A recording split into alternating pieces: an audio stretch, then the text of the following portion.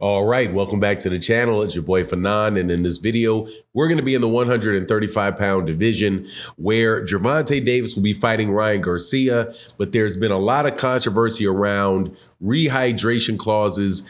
Ryan Garcia comes out and says something else crazy about only being able to throw 7 punches around. Obviously joking on that one, but Jaron Ennis, the 147-pound contender, chimes in with his thoughts on the rehydration clause and all of that. And I think it's a very interesting perspective because it's very obvious to me and not quite sure why people miss this. But let's talk about that in this video.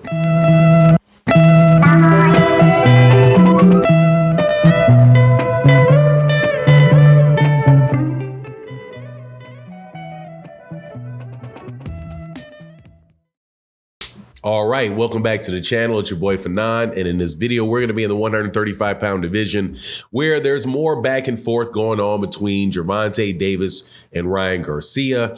In this particular time, Ryan Garcia says something about not being able to throw, but 7 punches around for the Gervonta Davis fight, which is obviously more jokes. Gervonta Davis goes back and forth with him on that.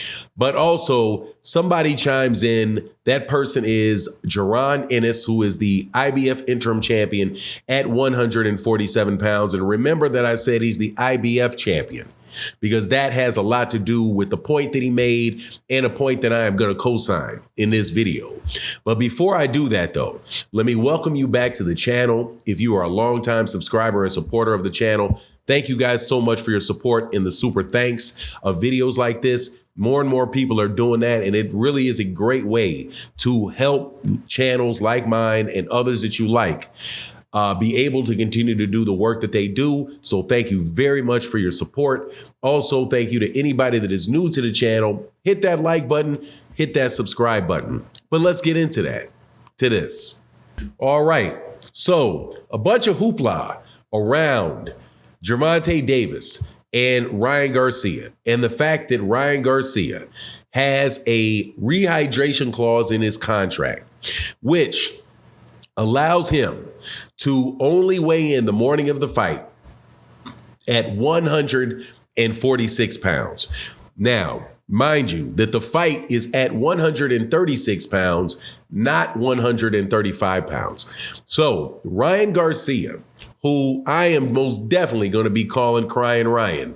And if for the rest of his career, if he doesn't beat Gervonta Davis, I'm calling him Lion Crying Ryan, because he basically complained, number one, about the fact that the fight is at 136. Even though Gervonta Davis is a 135 pounder, that's the weight class that he fights at. There are people out there that say, well, he fought at 140 before. Why can't he fight Ryan at 140? Because he doesn't feel like fighting Ryan at 140 pounds. He fought Mario Barrios at 140 pounds. If he fought Mario Barrios at 140 and he says, hey, man, that's not my weight class. You can keep that belt. Yeah, I pulled this off, but you can keep this belt. I'm going to stay in my weight class. Hey, more power to him. That's his decision. There is no requirement for Gervonta Davis, who started his career at 126 pounds, who won titles at 130 pounds and then 135 pounds, to go up and stay up there indefinitely, especially if it's somebody that fought at 135 pounds. Mario Barrios had never fought at 135 pounds. So to ask Mario Barrios to come down to 136 to fight for his belt, that would have been something that I think that people could have pointed at. Even though I must say, like I've said in other videos, that there was a guy by the name of Terry Norris who in the early to mid 90s fought Meldrick Taylor for his 154-pound title. And I do believe that he weighed in at 149 pounds. But that's not the gist of what Jaron Ennis pointed out. Jaron Ennis pointed out the portion about the rehydrating to 146 pounds. And what he said was, what's the big deal? I have to do that every fight. Now, why does Jaron Ennis have to do that every fight?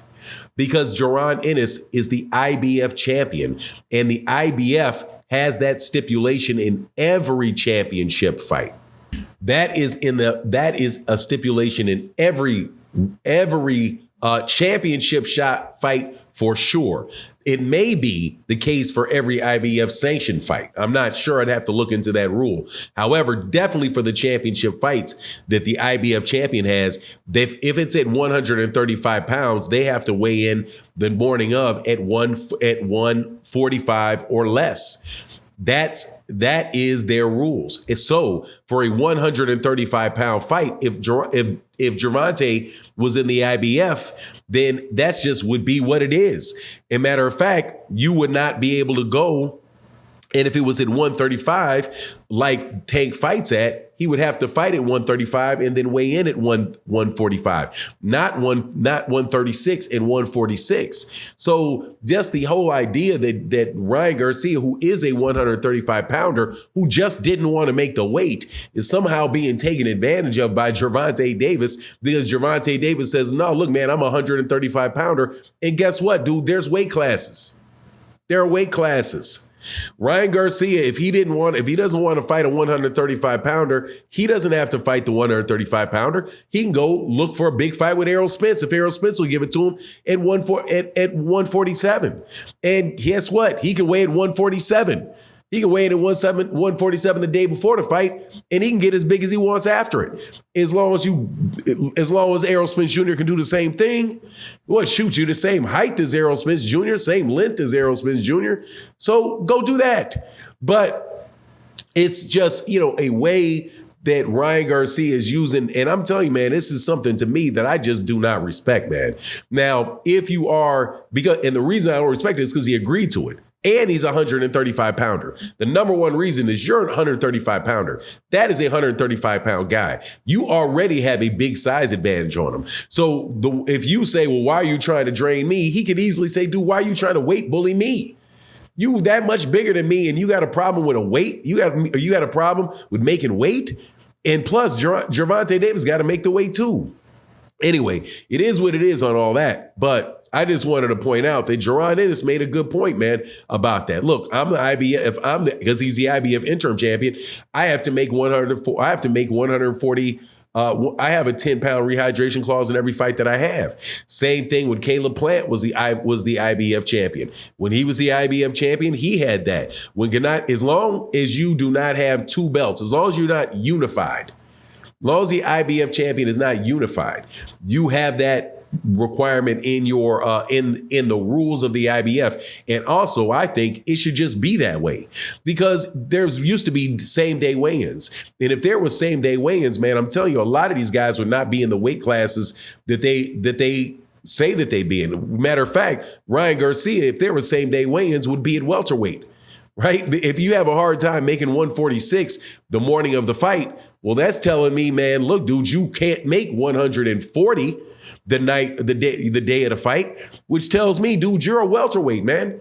Move them dudes up, man. I really wish they would do same day weigh-ins for all of those guys, man, and put those people in a position where they actually fight in the weight classes they're supposed to be fighting in. So you don't have guys like, and I'm going to name one guy, just like Navrati, who can just fight, especially in those lower weight classes, where you can have a guy literally jumping up 3, 4, 5 2, 3 weight classes in one night, and you're literally not having guys in the same weight class fighting one another, man, which is why you have weight classes in the first place. But anyway, that's my take on the matter.